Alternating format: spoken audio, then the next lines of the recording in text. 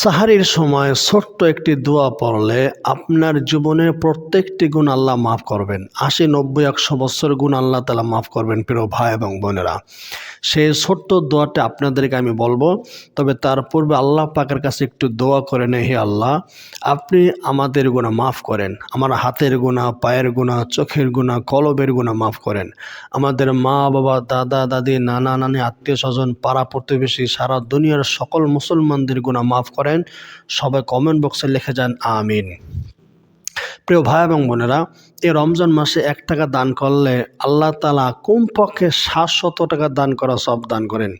তাই আপনি রমজান মাসে আপনার আত্মীয় স্বজনকে, পাড়া প্রতিবেশীকে, আপনার মহল্লার লোকদেরকে বেশি বেশি দান করবেন এবং মাদ্রাসায় দান করবেন, ছাত্র ছাত্রীদেরকে দান করবেন, তাহলে দ্বিগুণ সওয়াব হবে। একটা হলো দেওয়ার কারণে, আর একটা হলো কোরআন শিক্ষার কাজে সহযোগিতা করার কারণে।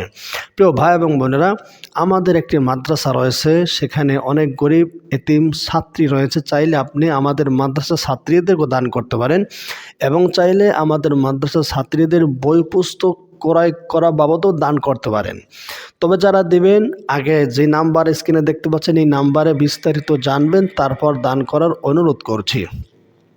তো সাহারি খাওয়ার সময় কোন দোয়া পড়লে গুনাহ মাফ হবে, সেই দোয়াটি এখন আমি বলছি।